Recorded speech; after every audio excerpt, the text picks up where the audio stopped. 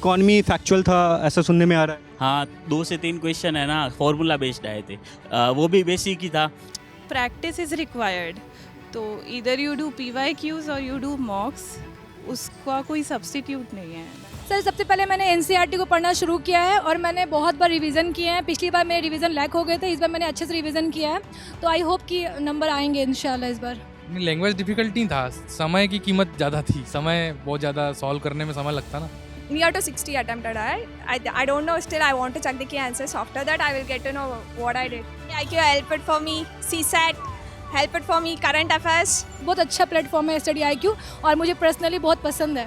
Current affairs देखे थे वो, है ना, उनका नाम भूल रहा हूँ, वो चश्मे वाले सर है ना, वो उनका टेलीग्राम पे एक ग्रुप भी है, मतलब दोस्त की तरह बातें करते हैं, जो भी प्रॉब्लम हो शेयर करते हैं, उनसे जुड़ा हुआ भी हूँ मैं। CSAT का पेपर 23-24 के कंपैरिजन में कैसा था? इजी था, मॉडरेट था, क्या था? 24 से आसपास ही था, कोई बहुत ज़्यादा अंतर नहीं था, लेकिन कुछ क्वेश्चंस ऐसे थे जो कि यूजुअली थोड़े से कम, मतलब नॉर्मल मॉडरेट आते हैं, जैसे कोडिंग डिकोडिंग वगैरह, तो इस बार थोड़ा सा वो टफर साइड पे थे, तो जो लोग सिर्फ रीजनिंग और कॉम्प्रिहेंशन के बाद, कई लोग मैथ्स छोड़ के सोचते हैं कि रीडिंग कॉम्प्रिहेंशन से ही काम चल जाएगा। तो it is not so, it has to be balanced. और ये मैथ्स में जो मैथ्स और रीजनिंग है, इसमें बेसिक कैलकुलेशन और प्रैक्टिस से CSAT हो जाएगा या उसके लिए कोई कोर्स लेने की ज़रूरत पड़ेगी? नहीं, कोर्स लेने की आज सच ज़रूरत नहीं है, बेसिक कॉन्सेप्ट पे ही काम करना होगा और उसी को बार बार प्रैक्टिस करके PYQs के साथ ही हो जाएगा। आपने मॉक लगाए थे CSAT के लिए? मैंने CSAT के लिए प्रीवियस ईयर क्वेश्चंस किए थे और कुछ मॉक्स भी किए थे।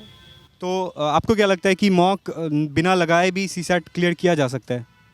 प्रैक्टिस इज़ रिक्वायर्ड, तो इधर यू डू PYQs और यू डू मॉक्स, उसका कोई सब्स्टिट्यूट नहीं है।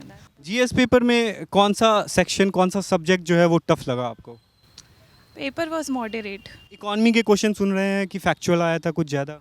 थोड़े फैक्चुअल थे, बट इन द सेंस वो हेल्प कर रहे थे आपको कि आप आंसर तक पहुंच जाएं, क्योंकि अगर आपकी कॉन्सेप्ट्स क्लियर हैं, फॉर एग्जांपल डेफिसिट, अगर आपको पता है कि क्या होता है, primary deficit is like deficit, physical deficit minus interest, तो आप उसी से निकाल के आंसर तक पहुंच जाएंगे। कोई नहीं, इकोनॉमी का कैसा क्वेश्चन था? इकोनॉमी फैक्चुअल था ऐसा सुनने में आ रहा है। हाँ, 2 से 3 क्वेश्चन है ना फॉर्मूला बेस्ड आए थे, वो भी बेसिक ही था, और जिसके कॉन्सेप्ट थे वो ठीक था, जैसे होते हैं फिजिकल डेफिसिट के और रेवेन्यू डेफिसिट के फॉर्मूले होते हैं, वो जिसको आते थे तो वो कर लेता। इकोनॉमी भी ऐसी हार्ड नहीं थी, जिसके बेसिक कुछ क्वेश्चन थे जो IR से रिलेटेड थे, और जैसे UAE हो गया, UAE में UPI चलती है कि नहीं चलती है, UPI किस देश में एक्सेप्ट कर सकते, करंट अफेयर्स बेस्ड। हाँ बस वही।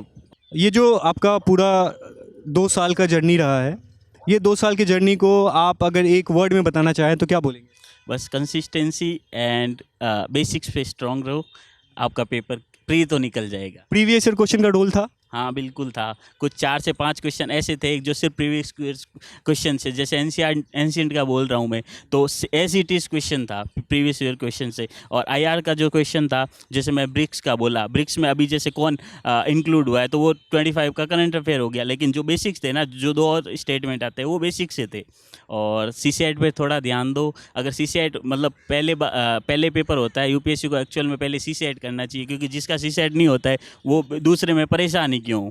स्टडी IQ किसी तरीके से आपके जर्नी, आपके एग्जाम प्रिपरेशन में हेल्प कर लिया है? करंट अफेयर्स देखे थे वो, है ना, उनका नाम भूल रहा हूँ, वो चश्मे वाले सर है ना, वो उनका टेलीग्राम पे एक ग्रुप भी है, मतलब दोस्त की तरह बातें करते हैं, जो भी प्रॉब्लम हो शेयर करते हैं, उनसे जुड़ा हुआ भी हूँ मैं। रीडिंग कॉम्प्रिहेंशन, मैथ्स, रीजनिंग, इसमें से कौन सा इजी वाला? सर रीजनिंग जैसे पिछली बार भी वो थोड़ा घुमा के दे रहा था, इस बार भी दे रहा था, लेकिन हाँ निकल जा रहे थे आंसर, और वही कॉन्सेप्ट चला था कि पहला वाला आंसर गलत निकलता है, जब आप अगर डायरेक्ट लगाते हैं तो फिर हाँ जी, और अच्छे से एक्सप्लेन करके बनाते हैं तो सही आंसर आ जाता है। PYQ आपका हेल्प किया CSAT को लेके? 3 इयर्स के PYQ किए थे, तो GS किया था मैंने, और CSAT मैंने 10 साल के किए हैं, तो मुझे सही लगा, उससे बहुत हेल्प होता है। जैसे भी क्वेश्चन आए थे तो वो PYQ पैटर्न थे।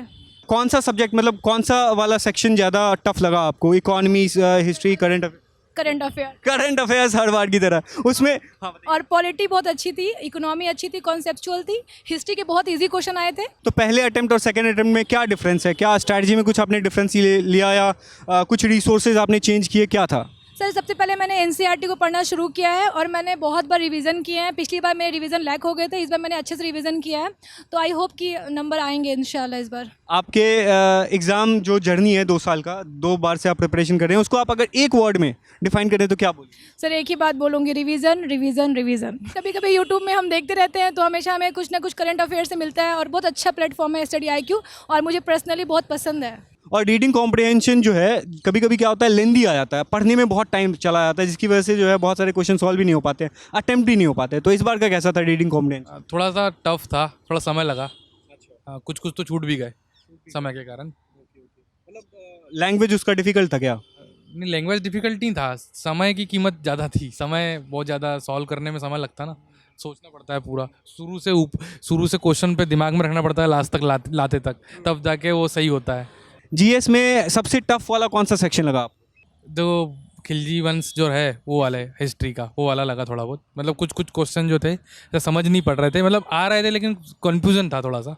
और ये जो ज्योग्राफी है, इन्वायरमेंट है, इन्वायरमेंट से जनरली क्वेश्चंस ज़्यादा आते हैं, इस बार कैसा था? नॉर्मल ठीक जैसे आते हैं हमेशा वैसे ही था ज़्यादा। पूरी जर्नी को अगर आप एक वर्ड में कंक्लूड करना चाहें तो एक वर्ड में आप क्या बोलेंगे पूरी 2 साल की जर्नी को? बहुत संघर्ष भरा समय है ये, और इस समय में 2 वर्ष हो चुके हैं। इस समय को निकालने के लिए 2 वर्ष से संघर्ष चल रहा है, और आगे भी संघर्ष रहेगा ही। अभी प्री के बाद फिर मेंस का संघर्ष रहेगा। अगर प्री निकलता है, अभी तो क्वेश्चन पेपर में लाने के बाद ही समझ में आएगा। पिछले बार के कंपैरिजन में कैसा था? टफ, मॉडरेट, इजी क्या? Moderate. I feel moderate because I practice it a lot, but I feel that time consuming is my backlog in this. आपने कितने क्वेश्चंस अटेम्प्ट किए? Sir, I attempted near to 60 attempted. I don't know still. I want to check the key answers. After that, I will get to know what I did. Maths के questions basic calculation और practice से solve हो जाएंगे या उसके लिए advance books या resources follow करना होगा? There is like basic concepts like up to 10th. If you have grip on 10th, up to 12th, it is okay. आपको सबसे ज़्यादा टफ कौन सा सेक्शन लगा?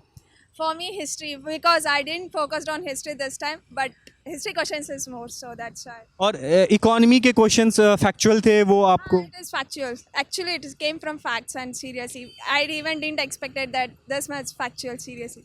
आपके इस जर्नी में किसी तरीके से स्टडी IQ प्लेटफॉर्म हेल्प कर पाया? IQ helped for me. CSAT helped for me. Current affairs. Amazing यार। हाँ. Prashant sir, like CSAT, I followed him. Actually, it has helped for me more. सबसे टफ कौन सा सेक्शन था GS paper का? GS में इकोनॉमी पार्ट ले सकते हो। अच्छा, उसमें मतलब फार्मूलाज वगैरह जेट वाला दे दिया था कि कितना फिजिकल, अब एग्जैक्ट याद होना चाहिए कि उसमें प्राइमरी इंटरेस्ट को प्राइमरी में रिड्यूस करते हैं, है ना, तो कैसे कैलकुलेट होगा। काफ़ी लोग को कैलकुलेशन नहीं करते, मतलब नॉर्मली थ्योरी पढ़े रहते हैं। तो इस बार 2 क्वेश्चन एग्जैक्ट उसी पे आए थे। मेरा तो 20 सेट था, तो ऊपर नीचे 2 जगह था। फ्यूचर एस्पिरेंट्स को आप क्या मैसेज देंगे? यार देखो, सब चेंज हो जाता है, ऐसा कुछ नहीं है। 17-18 का पेपर देखोगे तो इजी रहता था, अभी तो और पता नहीं 45+ पेज हो जाता है। इस बार तब भी कम था, पिछली बार तो ज़्यादा था ना। जैसे ओवरऑल पेजेस कितने पढ़ने में, वो बात कर रहा हूँ। पहले 39-38 हो जाता था, आपकी तब भी पॉइंट वाइज थोड़े कम ही थे। आप स्टडी IQ को जानते हैं? हाँ, उनकी ज्योग्राफी किताब अच्छी, वो ज्योग्राफी NCERT और बाकी सबका है। मैंने उसको पढ़ा नहीं, लेकिन मैंने 1-2 बार देखा, एक मेरा जूनियर पढ़ता है, अच्छी किताब है। Thank you so much. Thank you. Study IQ IAS, आपका सिलेक्शन हमारा मिशन।